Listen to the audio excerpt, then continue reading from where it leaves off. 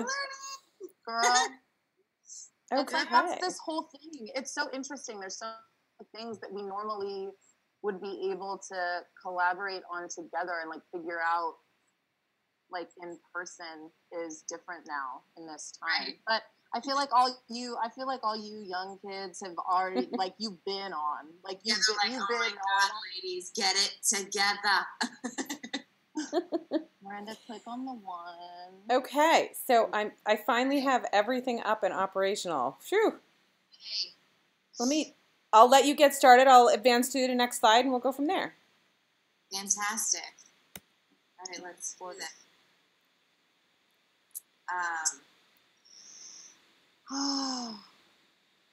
Also, how many people are with us? You know what? I can't see because I'm showing the slides. Can somebody else tell her? You're showing. Yeah. 42. Oh my God. Okay, sit. Okay, we got a nice little crew. Okay. All right, I'm going to take my screen down. Ladies, let's talk about some media. Let's talk about some media. I want to start by saying that this is an interesting topic for even me to talk about. Because, you know, while being in the media, for me as a person and a woman learning more about what I'm comfortable with and, consent and learning so much, it's like there's certain things in media that I gravitate towards and then certain things that I realize like, hey, maybe that wasn't done in the most responsible way. So I want to preface this by saying there's no right or wrong in this. It really all boils down to how you feel and what you are comfortable with. And, Miranda and I are just here to kind of have this conversation with you as two people who are in the media that can offer our opinions. And we're like so stoked about that. So excited to be here and have that conversation. And I know I'm going to be learning a lot today as well as you guys, to be honest with you. Oh, yeah. I feel I'm super curious about what everybody wants. Yeah, like what? So basically, we're talking about sexual violence in the media. You're saying that this is something that's interesting for you to talk about. What are some of your have you ever been uncomfortable? Have you ever been asked to do something as an actress in the media that made you feel uncomfortable about portraying a story? Yeah. I mean, yeah, it's so interesting because it's like, as, an actor and also as somebody who stands for so many different things, I've played characters who have done things, that I obviously would never do, and I'm portraying something, and it's like we have the opportunity and the right to portray everything, but it's just, I think it's important for viewers watching to know that, you have to watch responsibly. You have to take it in responsibly. I have been times like watching certain things myself and trying to emulate characters that I've seen in movies because I thought they were so sexy and cool and this and that.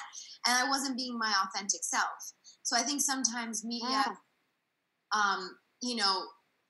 give you a feeling that makes you feel like you can embody that character you're watching too. And so I think it's about, talking about these kinds of movies and these scenes and understanding that just because, you're watching that doesn't mean you have to emulate that, or just because, you think that's wrong, maybe somebody else watching it won't. So, what I think is more interesting is like talking about like the scenes that, people do love that you realize like, and we'll get into that later, but like those iconic scenes in those iconic movies, like Say Anything and all those other ones where some people are like, that's stalking. And then some people are like, but that's romantic. So it's like, you got to find what you're comfortable with. So, I don't know. What about you, Miranda? I feel like it's just, I totally agree. Like I heard you say that you have been asked to do things and watched shows where it's like you feel compelled to emulate something that is maybe not fully in alignment with your authentic self. Did I hear that right? Yeah. Mm-hmm. And I feel like that has been one of the biggest struggles in my life, is really getting grounded in knowing when my yes is really a yes, and when my no is really a no. There's a part of me, I always call it like my codependency issues. Both of my parents have struggled with addiction.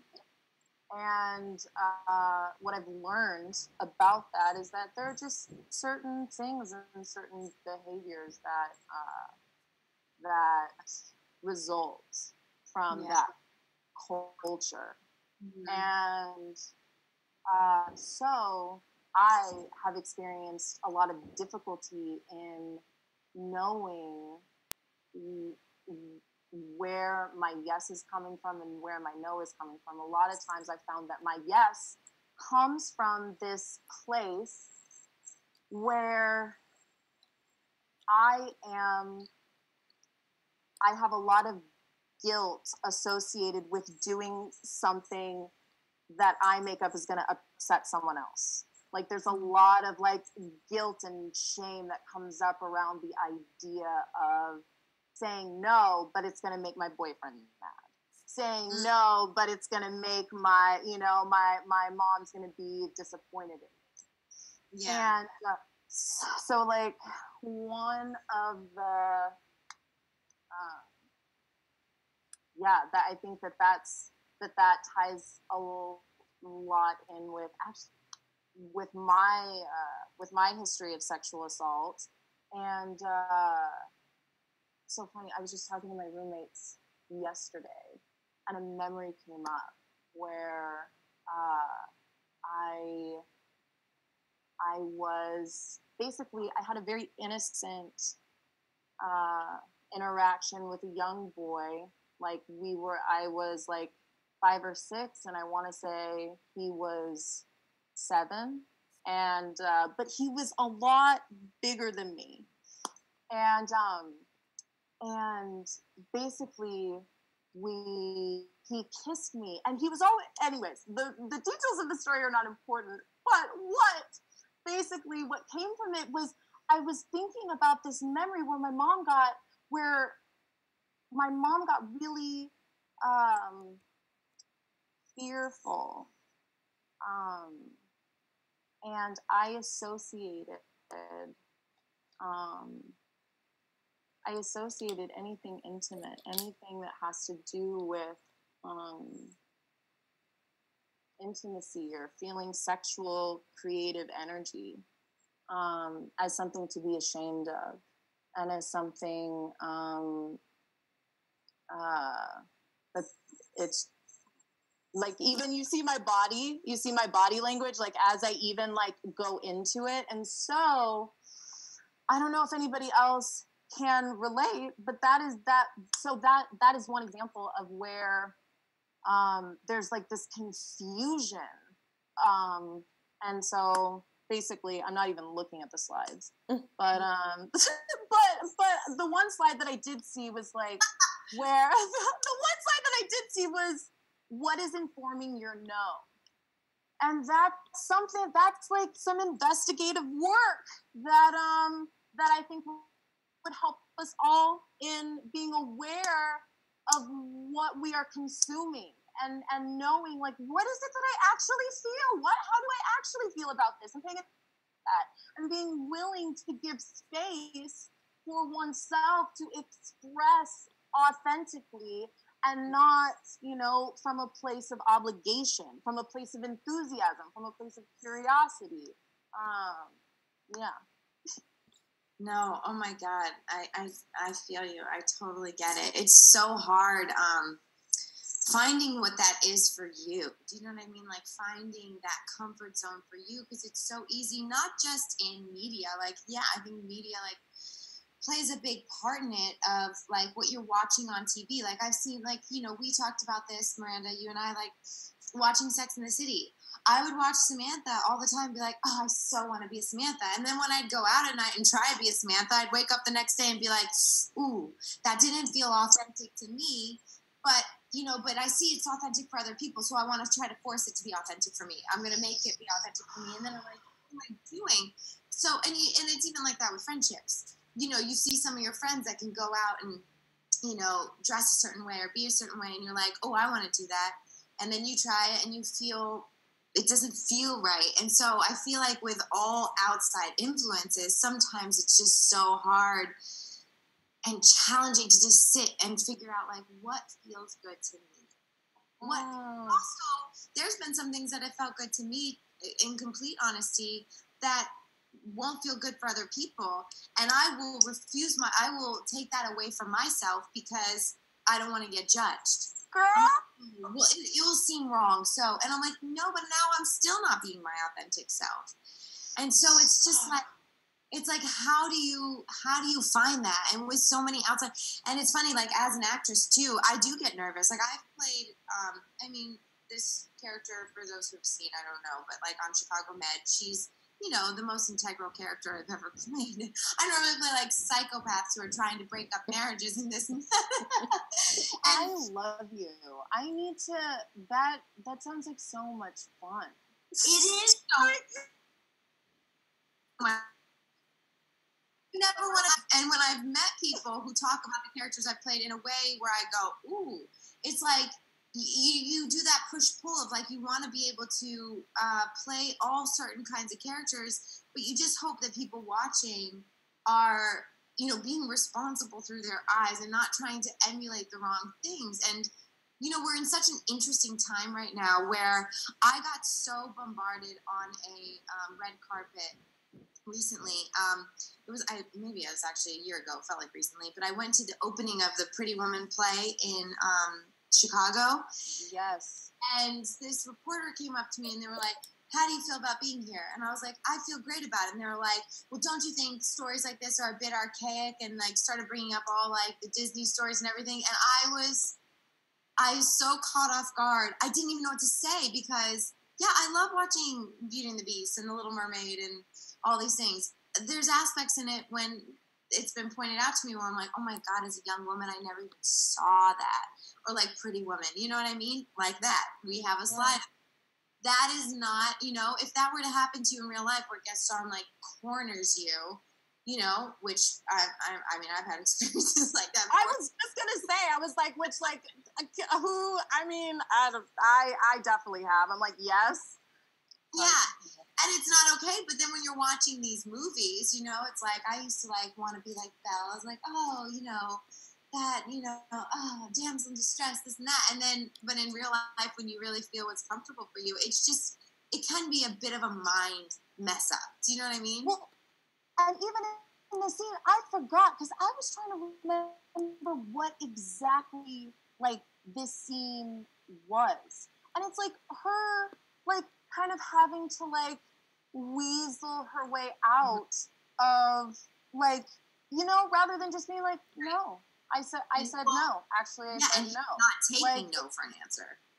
And it's so funny, like the way, or it's not funny. It's meant I guess the way that I received when I watched it was like, ooh, this is, everything's okay. This is actually something that happens. Like, like that was kind of her attitude. Nobody was standing up to his behavior. Nobody, right. In the show was like startled that this man was behaving in such a barbaric way. Right. All the women were fawning over him, which I think is another thing that, media contributes to, right? Like women loving bad men. That's like a thing, it's a thing that I think the media definitely perpetuates, you know what I mean? The bad boy, all the girls want like to find Clyde from like Bonnie and Clyde, whatever it is. And it's like, how much is that is something we actually want versus like what the media is perpetuating? I don't know. It's these are all things that I don't have answers to, but things that I, definitely contemplate all the time. And I was thinking recently about the movies that, like, growing up that I was like, because I was a hopeless romantic from the time I was a kid. I have some friends that just, were not like that. Like, I was like into boys at a very young age. I had crushes on all high school boys when I was like 7. I was like, hi. My dad hated it.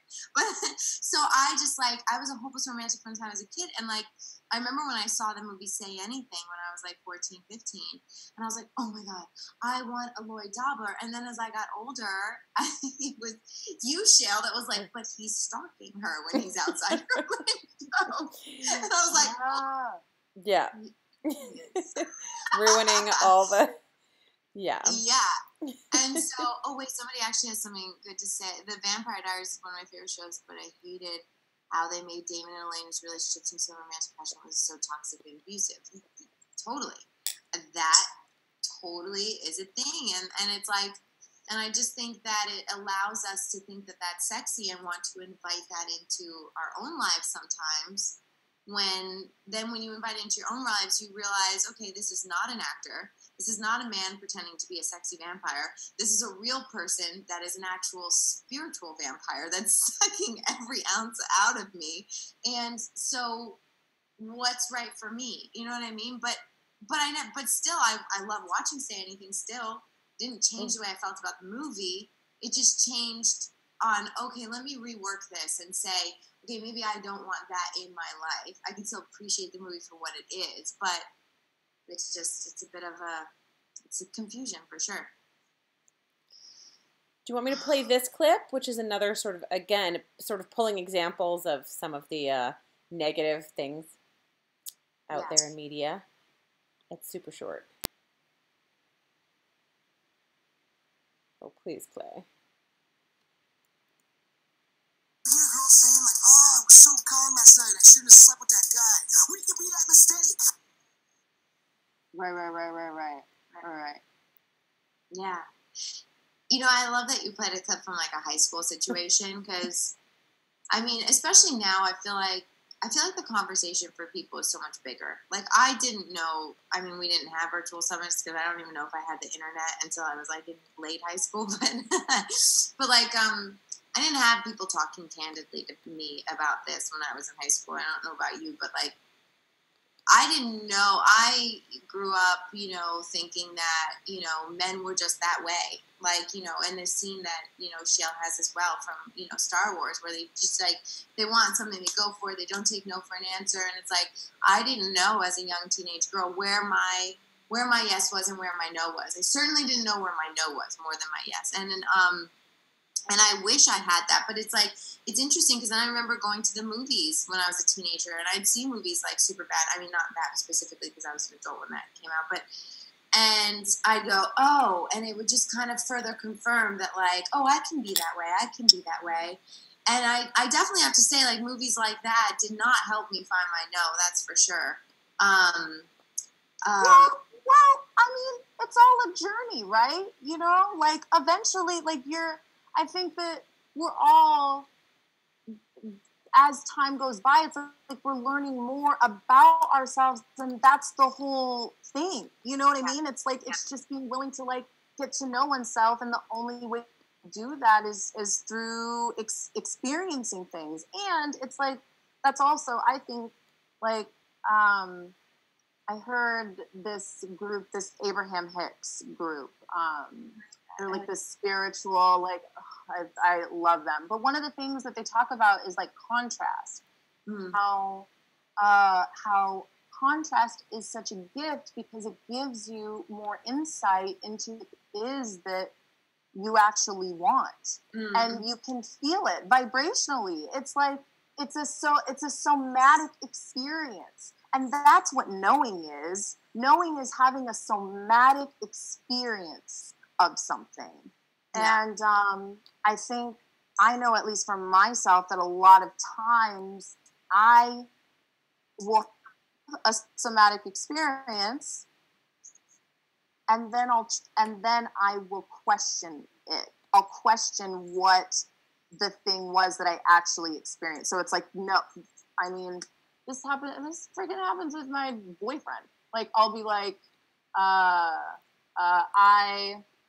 I want to watch this movie. It's so funny. I notice like so much fear coming up even when I say that, because it's like there's this like pressure that it's like if there's any kind of negative thing that happens in a relationship, there's this part of me that wants to just completely discard it. So I just want to presence that. I just am like, there's some fear on that. Interesting. Okay, but moving on.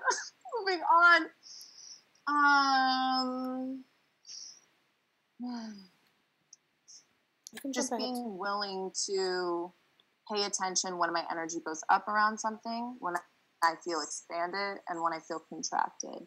And being willing to just say, I feel contracted, and it is what it is. And that is what it is. Yeah.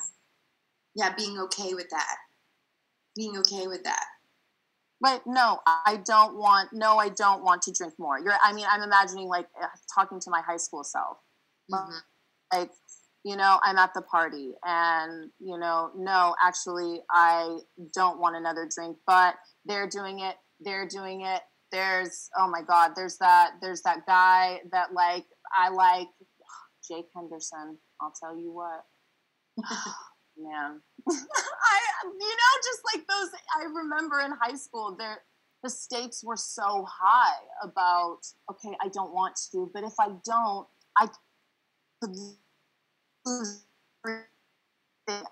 my friendships, and I think that I'm not cool, and then I'll die. Like, that's really,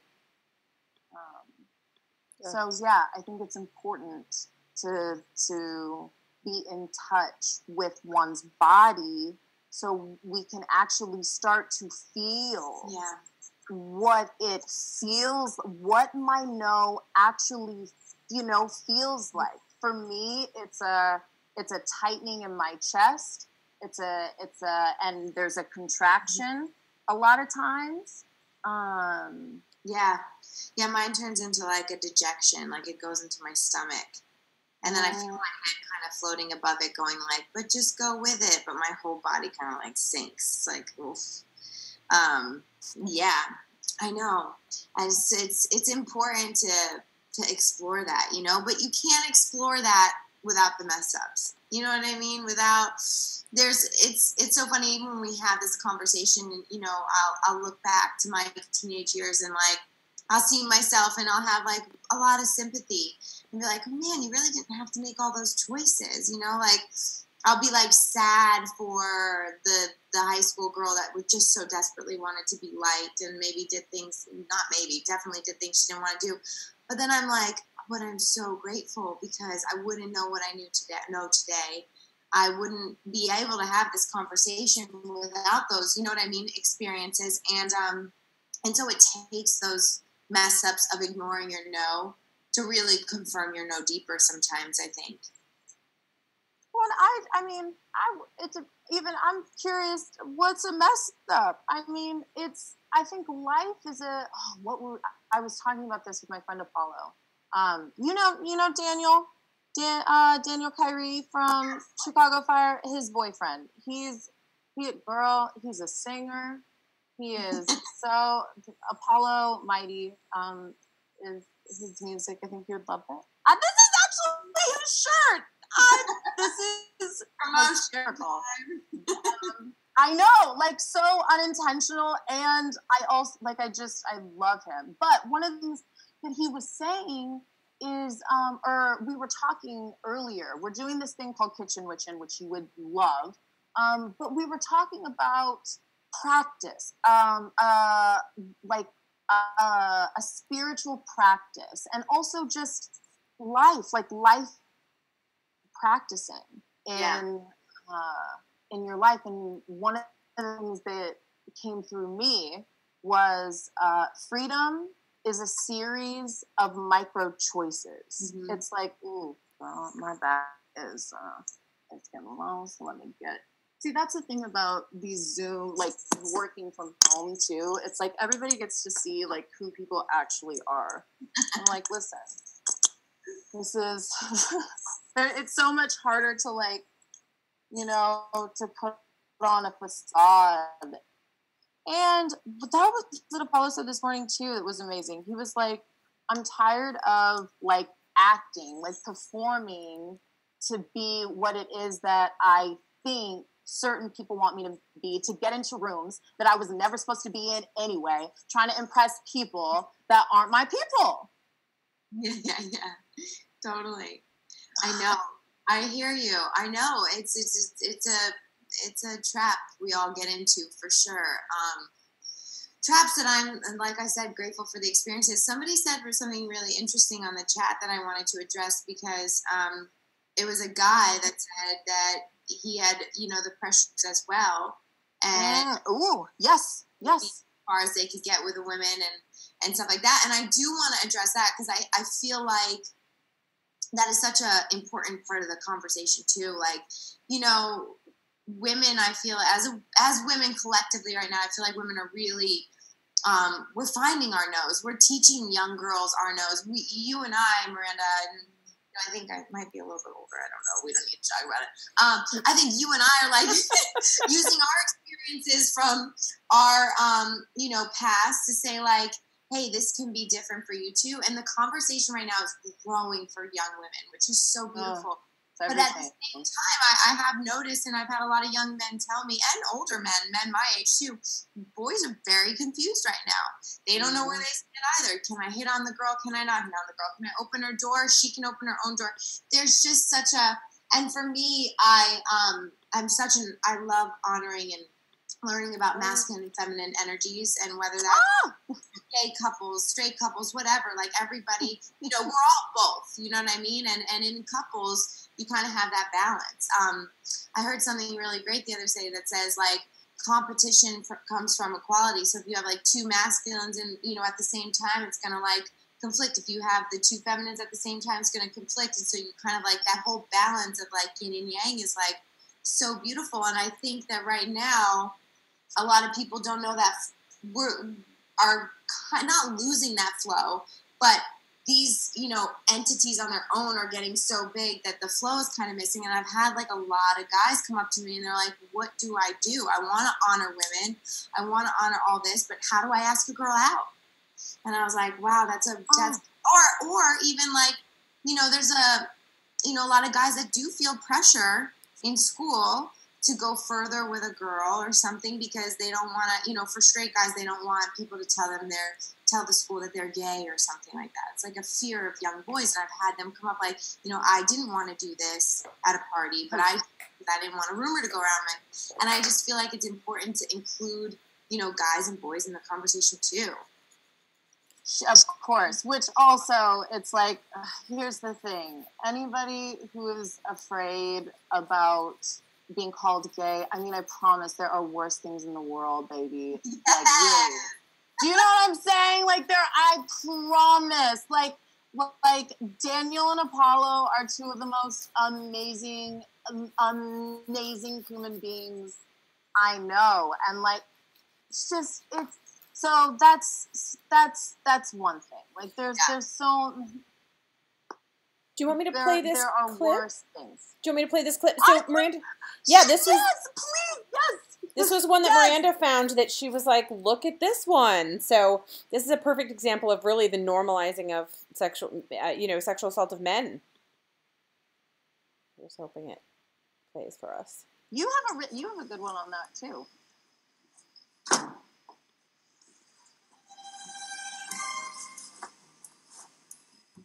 Just had my tits done.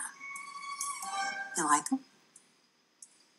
Those seem like lovely tits. William doesn't give a shit about my tits. Well, darn him. But Mrs. Cleary, this is pretty sudden. You've been playing cat and mouse with me ever since you came here. Mrs. Cleary, I don't... Call me Cat. Okay, Cat. Call me Kitty Cat. Okay, Kitty Cat. This feels... He's just so uncomfortable. Feel them. What? I said feel them. Mrs. Cleary. Kitty Cat. Clearly, it's like, please don't. Your fucking mind. I'm not letting you out of this room until you feel them.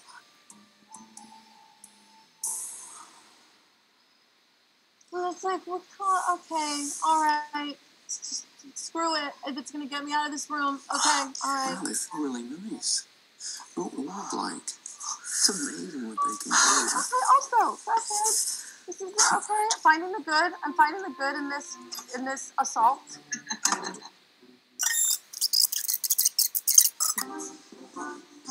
Okay, and then that's Johnny, I need to talk to you.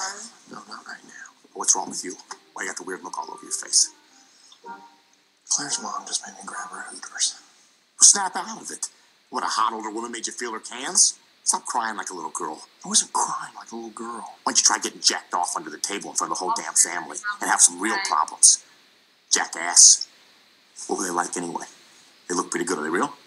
Are they built for speed or for comfort? What'd you do with them? Motorboat? You play the motorboat? You motorboating son of a bitch. You old sailor, you. Where is she? She's still in the house? What is wrong with you? What do you mean what's wrong with you? What's wrong with you? No, what's wrong with you? No, what's wrong with you? You're projecting. Drop it. You drop it. You stop projecting on me. Why don't you go enjoy yourself while I go ice my balls and spit up blood? Drop it! Team player.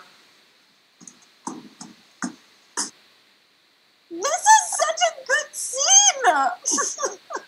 So many problems. So many. So many So problems. many. It's also, like, men can cry. Vulnerability is like the strongest thing ever. This is like, go ahead. I'm so sorry. No, It's like first of all, the fact that like he's visibly distraught. Spence like, what the hell is wrong with you? Yeah. And then he's like, this thing happened. Oh, this thing happened to you? Oh, this thing happened to you? How about what actually happened to me? Like, actually, that was awful. Yeah. And then trying to find, I think also like him being very crude about like this bit, like Tommy, trying to be funny, and he's just like, this isn't.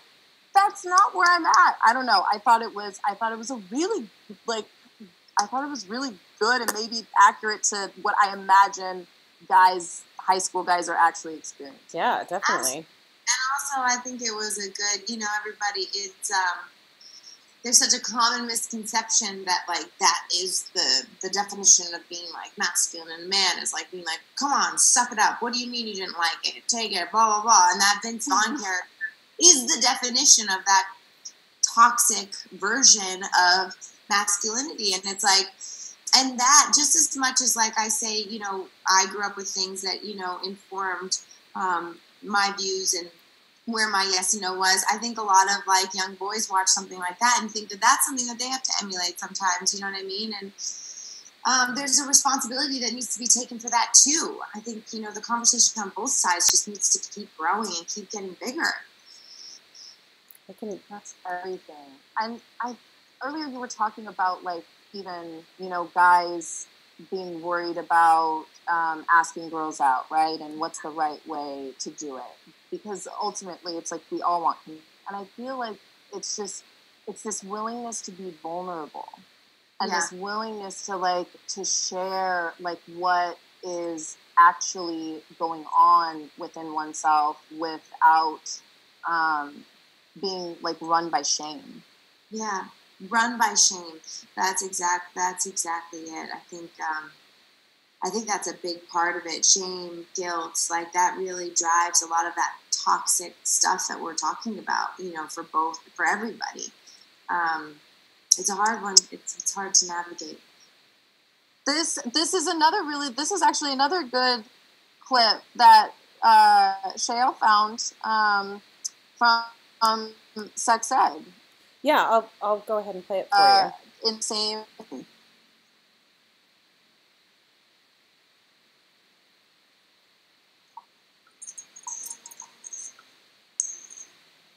morning. Why are you in my bed? You tell anyone about this or destroy your life.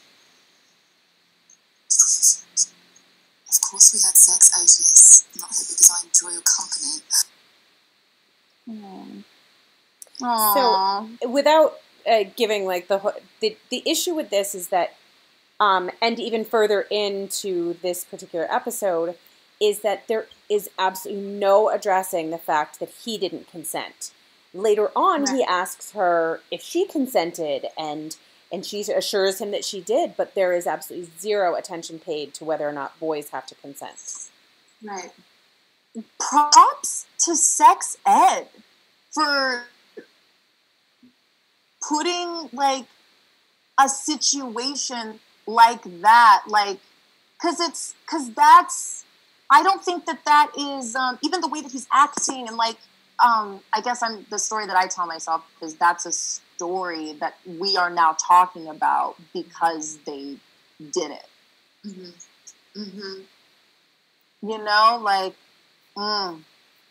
that's, I'm curious if any boys have, like, on the chat, like, have ever been in this situation and feel like you don't have a place to talk about it. Oh, because go ahead. Oh no, I was gonna say also, I think this is a great opportunity if anybody has, like, specific questions they want to ask us, like, it'd be really cool. And then there is a great clip that Shale has as well that has been my favorite that you turned me on to, Shale, to show what great consent looks like. Yes. I will jump ahead to that. Love that. And I love that. Oh, sorry. Oh, these are a couple of, like, the positive things that are now. Do you want me to play this one and the one from... Yeah. This one's adorable. And let's open it up to some questions. How do you feel about that, Miranda? Yes. That feels amazing. People start throwing questions up. But this is a good contrast because Frozen is such a, modern day fairy tale, is such a contrast to the way things like Sleeping Beauty, who was unconscious when she was kissed, and, things like, Belle that we talked about before. This is such a great contrast, and you see the way they portray consent now to young kids. Oh, wait, what just happened? That was weird. Stand by. Maybe is it an ad? No, it just jumped ahead to the next slide for some reason. There we go. Sure. I mean, I'd like to. Like, may I? Maybe. Wait, what? No. So again, just a really simple little clip where he just asks to kiss her and makes it so much more common. So gorgeous, so casual. Just like, hey, this is and vulnerable. So vulnerable. Yeah, I think that's why. Yeah, I think asking that permission is you're getting a 50 chance of rejection, and I think rejection is a lot of the fear around consent and anything around sex, around anything. I think people are especially when you're young, you're so vulnerable to rejection. It's scary. This was another one I found for the other day when we were setting this up that is actually from a newer Seth Rogen film called Good Boys that came out last year, and it's such a contrast to the way that all of those early movies by that group of boys or men that they produce, like Superbad and things like that. So this is actually just a really funny clip that I thought, again, was you were seeing the shift in the culture and media where they're actually finding a way to make it humorous and finding a way to start the conversation without continuing to relay bad concepts. So this is super funny. Oh, it keeps skipping the slides.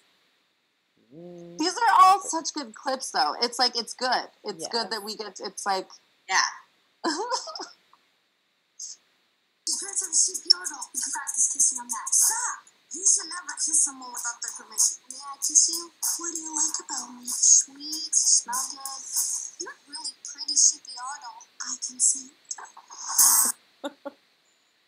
So, again, Jess, that's just from the trailer.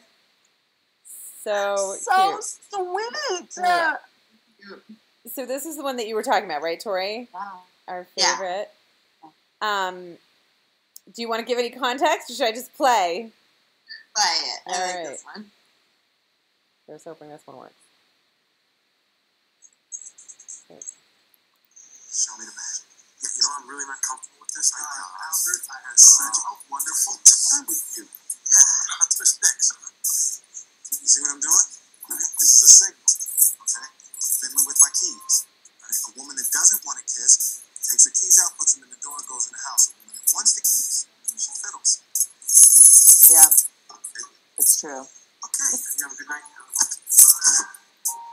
I'm doing? Bothering me? No. See, this is what most guys do. They rush in to take the kiss. But you're not most guys. The secret to a kiss is to go 90% of the way and then hold.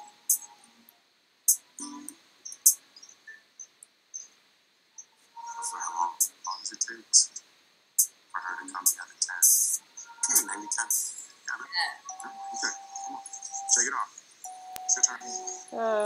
So we don't have to, yeah, we don't have to go through the whole thing, but you get the gist. Either way, not just I like, love that. even as a woman, if you want to kiss someone, you go in 90, wait for him to come in 10. I love that. I love it. It applies to Just, everything. Anyone, you know, you're trans, you know what I mean, or not, you know, non-binary, them, they, them, like, I think, for everyone, it's, yeah. People just coming in contact with people, like, it's like really respecting the body, like, and I don't know, I think I don't know what it's like to, also, how are we on time? I'm sorry, I can just go off actually, on rant, so no, I know, but there's some really good questions. Yes. Hold on one second. Okay, so I couldn't see them before. So recently watched Good Boys, so many great consent messages. Sex Ed is an awesome show on Netflix. It is, but we're going to hold them to it. They need to be showing young men giving consent as well. And challenge of gender stereotypes. Hey, ladies, so are we afraid to set boundaries immediately because of societal pressures? How do we handle that? Are we afraid to set boundaries because of societal pressures? Yeah, I think also it's just we're people, and I think behaviors are passed down from like generation to generation, and that's how we learn as people. So there are things that I've learned from my mother that my mother learned from her mother. Like one little thing is like my grandma, if she's hungry, she'll be like, "Are you hungry?" Like she'll need to put it off on you. And I do that too. I'll be like, rather than just being like, you know, this is actually what I want. I'm hungry. I want to go to the store. You know, so I think yes, from society and familially. Yeah. That's how I. There's another one. If you are asked to portray something sexual/intimate in a scene that you are not comfortable with or know could cause controversy, do you speak up about it and talk with the writer, producer, director, etc.? I do for sure. Not always. Not the same for everybody, but I do for sure. I don't know. I made a weird contract with myself when I was 18 that I didn't want to. It's funny because it's changed, and it was just for me. And this is no judgment because all my girlfriends in the industry are different, and they do things, and I'm like, bravo! I could have never done that, and I freaking loved watching it. And I love that you did it. But for me, I always said like I didn't want to do anything that I wouldn't be comfortable watching with my dad. I've kind of gone a little bit beyond that at this point, where I've watched stuff with my dad where I've been like, cover your eyes. But I've always felt pretty confident and rooted in the fact that if a writer or director was making me do something I didn't want to do, I did know where to say no. Doesn't mean I haven't been made to feel uncomfortable on set. I mean, I had this one time where I was doing a sex scene, and I asked the first AD, I said, can you just please have everybody leave the set that doesn't need to be here? Like, the boom guy needed to be there, the director, the two actors, and that was pretty much it.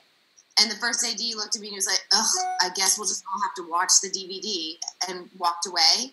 Oh. And I was really young. I was like 23 years old. And I literally, my stomach felt sick and I was embarrassed and I just wanted to die. Now I would have been like, excuse me? But then I was frozen. And so, you know, even though I know how to say I don't feel comfortable doing that, I still, you know, definitely gotten myself in situations I felt comfortable with. So what about you, Miranda? Oh my God. I resonate with that so much. I feel like a lot of times, like working as like an actress, I just don't, I have a really hard time, like, speaking up about things. But I also, I mean, if I'm trying to think about the things that come to my mind right now that I didn't like or wasn't comfortable with was like story. But there was also this situation actually once where I was doing a sex scene on a show and we had scene, but then the director wanted to try something, like, it was like the same scene, but like we were in the bed and then it was like in the bathroom. And I remember in rehearsal, I told everybody, I was like, okay, can everybody turn around? Because we were just moving like as a crew from, you know what I mean? Like everybody wasn't out of the space for the rehearsal. And so I told everybody to turn around. And I don't remember which part of the crew it was, but I remember he had a red flannel like thing on.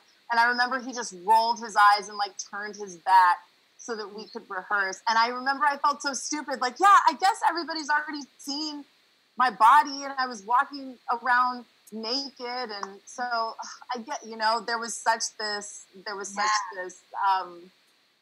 pressure and shame about setting boundary. And that's the whole thing that I even still feel bad. Yeah. Okay, should I stop? Yeah, let's go to, another question. Wait, but real quick, I just want to say, I think that's what's so beautiful. It's like, I feel like, you know, from being a young woman to now, I've learned so much to say no, but still, there's so much growth. There's always going to be growth. There's always going to be uncomfortable situations where you think, I've got this. And then you're like, oh, don't got it. Yes! That's life. It's a learning opportunity everywhere. So, sorry, Cheryl, next question. No. How do you hope to be a role model to young women through the characters you portray, whether related to sexual violence in the media or just in general? Also, thank you for doing this and being real-life role models and not perpetuating rape culture. Wow. Thanks, Kat. Wow. Hey, Torrey, first, I just want to thank you for bringing me into all of this, because it's really, like, Torrey asked about this organization since she saw the documentary, and so I just think that that's such a message of appreciation, like, especially for you and for me, and I'll accept it, but like I notice a lot of appreciation for you. I share that, Kat, like, for Torrey. You're so sweet, Miranda. I love you. You're amazing. God. Thank you so much. I just always feel like safe around you to like express and be myself. And especially when it comes to sex, especially when it comes to like speaking about sex, speaking about sexual energy, like you have just been this presence for me in my life where it's been safe, and you have a willingness to be vulnerable and to, you know, it's a gift. Oh, thank you. I love you. Well, you've taught me to be fearless. That's for damn sure. Fearless and open, and you're like one of the most open people I know. You make everybody feel comfortable in your presence. So thank you, Miranda. It's so fun doing this with you. Oh. But I love you. What was the question? Exactly, what was the question? It was about being a role model in the characters. characters that you play. Right. Yes. You know, Both play such strong characters. I definitely have gone back and forth on that, because I've looked at some of the characters. Like, I did a character for 2 seasons on One Tree Hill, and, you know, I was a psychotic nanny trying to steal a kid and trying to break up a marriage and, like, you know, going into the shower with him and trying to seduce him and stuff. And it's like, would I ever do that? No. Do I want people to emulate that character? Absolutely not. But as actors, we do play damaged people too. You know what I mean? Mm-hmm. And it's about portraying that. So that's a hard one for me. So all I can really do is I try to just pick roles that I think challenge me as an actor. And as long as the story itself is not gratuitous, you know what I mean? Like, the movie itself overall is not gratuitous, because sometimes you're not going to always play the most integral character. It's just impossible. You know, that's not all people. People are not all just that. But what I can do is, outside of that, I can represent myself as the way I would want people to, you know, see me and take it in. You know what I mean? Like talking about Safe Bay or supporting Safe Bay, and, you know, having that conversation as Torrey, so people can see, oh, those are the characters, but as far as her, this is her, you know, lifeline, you know, message, whatever. So I guess, you know, and also making choices of what I want to do for publicity and what I don't want to do, how I want to portray myself publicly, what I want to wear. It's funny because you don't want to walk around overthinking who you are, but sometimes as an actor, especially doing young teen shows, you know, there's a lot of young kids watching, and I have tried to be very cognizant of that, like cognizant of like, do I want a 13-year-old mimicking this behavior? You know what I mean? And so, I don't know. So outside of that, outside of the roles, I feel like that's where I try to be most conscious. Well, I think in this day and age, too, now that there's social media where, yes, maybe they're going to watch you play a psychotic nanny, but maybe they're going to go then watch your Instagram and they're going to see the amazing things you do in the world and who you actually are in the world versus just the character that you're playing. So then you get to have that space. And you use that, if anybody I have met who uses that platform to better both themselves and everybody who is watching them, it's definitely Torrey. So, Nice. so many questions. How would you shut down a guy when he is making sexual plans about your date night without even considering if that's what you want? Well, it kind of broke up for me, but I caught a little bit, and it sounds important. Yes, I'll say it again. How would you shut down a guy when he is making sexual plans about your date night without even considering if that's what you want? Correct. Thank you. I love the way that the question is phrased. How do you shut down? Correct. So first of all, you know, I love that. Like, you know, every conversation, it's a journey, but you know where your destination is. You're like, that's actually really powerful, right? Mm-hmm. Recognizing that in your question, you are asking, how do you, so you know for yourself what you actually want. I think that's important. And right, you know but how do they go about it? What? Yes, but how do they go about it? Telling, expressing what they want. I know for myself, really, when I'm trying to think of how to do something, it's because at the core, I'm afraid that what it is that I want is not acceptable. Mm-hmm. So it's like really coming to terms with yourself. And you know what? And that's why community is important, to get support in hearing that your experience is authentic. So like, you know, getting okay with the fact that it's okay that you want to shut that down. And I'm here to say, girl, I don't know whose question was it, Shea? Bella. Mella? Bella. Bella, it's 1,000% okay to shut it down. You're not crazy. You're not, there's nothing wrong with you. Like, follow that. Like, imagine that there is a voice inside of you that says, I want to shut this down, right? And imagine that it's like a little girl, that it's your responsibility, or, you know, a little human. It's a little human that it's your responsibility to care after and to love. And so it's like learning about what it is that they actually want and allowing them to lead the way. And whoever is not okay with that, excuse my language, I'm sorry, can go fuck themselves. They can go fuck themselves. It's not your responsibility. It is not your responsibility to manage other people's reactions to you expressing your truth. The most important thing is for you to express your truth for you, because that's what freedom is. Yes. I like what Kara said in the chat. Bella, you are worth more than someone else. You're worth more than what someone else decides for you. The right person will not pressure you or guilt you into anything. Yes. But I'd like to say that in, it's a hard thing to do because, like, and I'm not saying that this question is coming from an experience because I don't know, Bella, like where the question's coming from, but I know I've been in situations where I felt like, I've been hanging out with someone and they are making advances or, making sexual plans that I'm not into. And I know that I've kind of like gone along with it just because I was too afraid to say no. And I hated that I did that after, even if it was just a kiss. I'm like, and you go home to your friends and you're like, and so you learn from those and you grow from those. And even now, like sometimes, as much as I talk and I'm like, oh, I would say, I'm so sorry, have a great night, I'm gonna go home. Sometimes still I get a little uncomfortable. So sometimes if I'm going on a date with a guy that I don't know, I'll have one best friend that I pick, and I'll be like, you better have your phone on you, because if I text you from the bathroom that it's going haywire, you're going to call me and tell me something happened and you need me, and that's my out.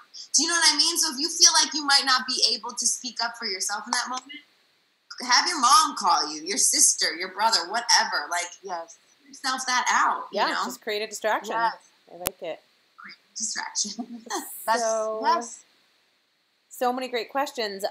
So many. How do you go back to being the person you were or being someone you're proud of again after you've been completely trashed and humiliated by everyone you cared about because of a boy?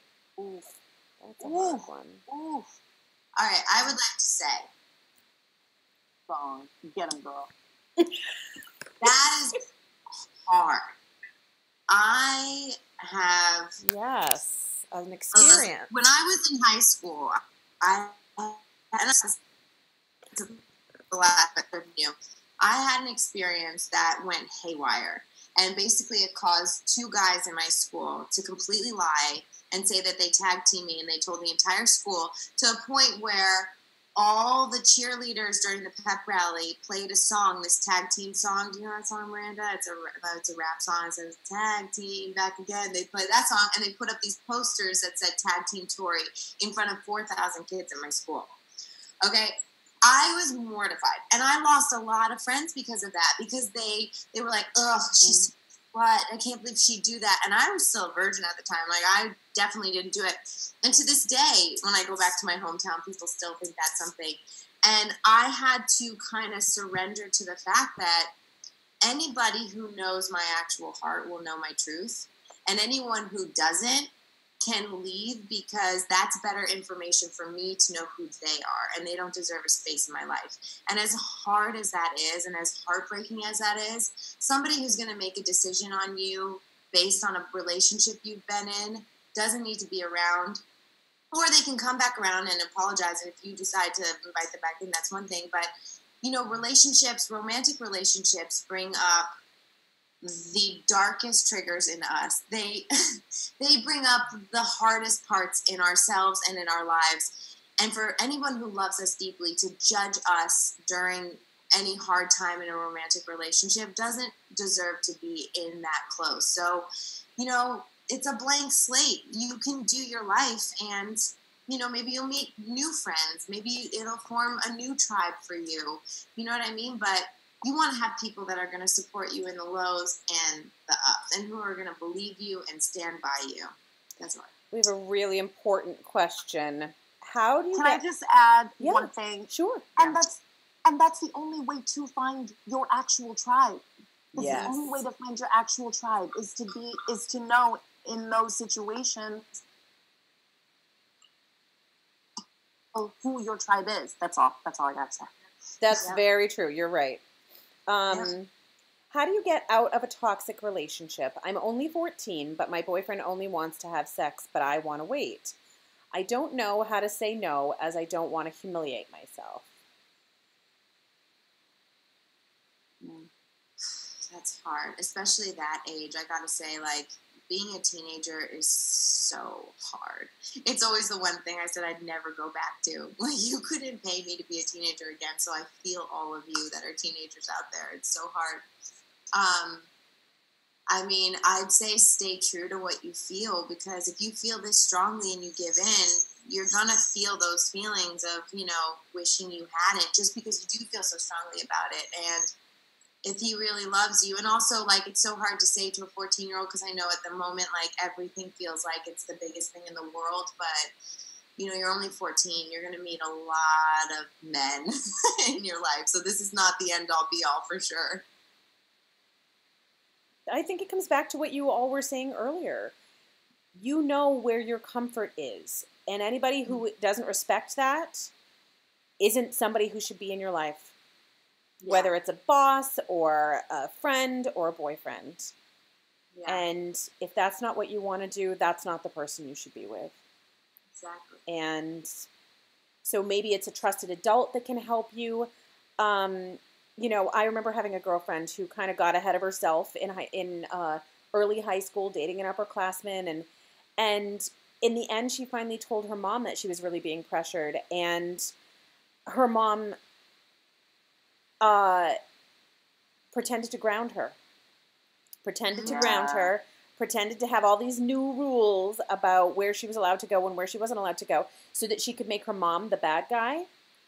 And say to her boyfriend, oh, I really do want to come with you, but I can't because my mom said I'm grounded. And so that gave her an out. So maybe it's not a mom, maybe it's a friend, or like something, a job or schoolwork. I'm really busy with schoolwork. I can't, I have these responsibilities, whatever they are, something that can allow you to step back and protect yourself and never, ever go out of your comfort zone for anyone. No one's worth that. No one should ever ask that of you.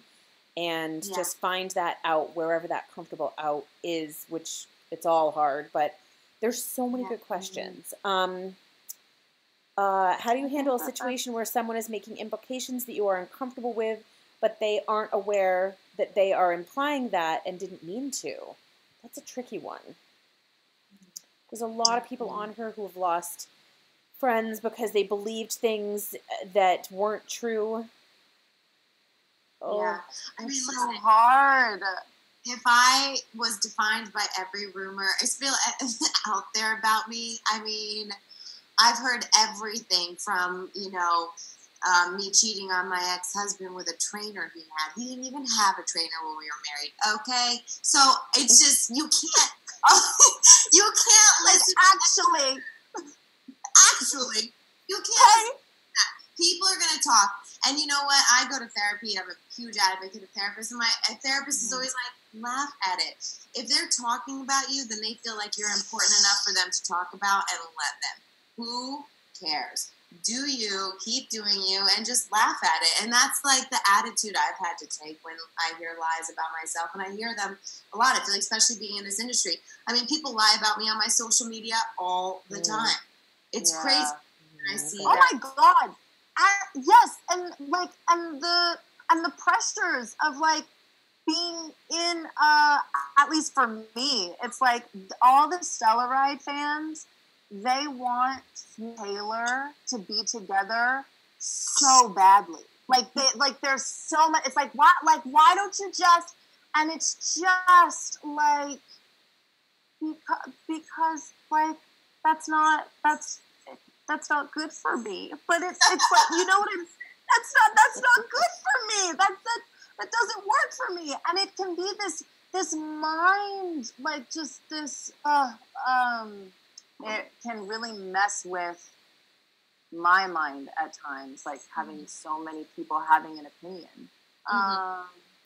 There's a really good question about someone who's a future educator asking about teaching her students about gender biases and about the influence of media on these gender biases. I think showing clips from media and then creating that, just like we did, creating a dialogue around it. Talking about why it's problematic. Any examples? I think it's really good to pull clips from media and then use those examples. What's good about it? What's bad about it? Why do we like it, but why is it problematic? And just have those conversations. We're a little over time. There's so many questions. All day. I know. That's what's fun about these Zoom things. It's like you just get to talking and you're in your house and you're like, and then it's been 5 hours. Yeah. Well, the other thing too, what were you going to say? just Amy, she said, thanks so much and great job, ladies. And I just said, thanks, Amy. You know, we're all doing our best. I definitely thought that this started at 6 p.m. Central Standard Time, not Eastern Standard Time. And so Torrey, like, was messaging me. She was like, are you ready? And I was like, okay, I'm just going to, you know, I'm in the middle of a conversation with Paula. I'll text her back in a minute, blah, blah, blah. And then she's calling me. I was like, hey, girl, we're here. We're on the thing. But well, thank like, you both so much. Life, y'all. Everyone, it was great to have this conversation. And Rachel has piano lessons, so she has to go. Yes, exactly. Thanks for talking with us. Yeah. Yes. And I don't know if it's possible, Shale, but if there was anyone that felt I'd be down to do this, Miranda, I'm not putting words in your mouth at all, so, you know. But if there's any important questions that people felt like got skimmed over and we didn't get to see, I'd be happy if there's some way, Shale, that you could, like, email them to me. Absolutely. And get them to people. I'd be happy to answer via email. Absolutely. We can share, we can archive the chat and we'll go through the questions. I'll put it in a Word doc. Absolutely. Perfect. Thank you, all everyone, right, I love you so guys. much. Thank you. Oh, thank you so much for having me. I love you both. I think you're doing such important work, and I appreciate your brilliance and willingness to be of service to, you know, the young people. Thank you, Miranda. I love you. Thank you for being here. I just want to squeeze you.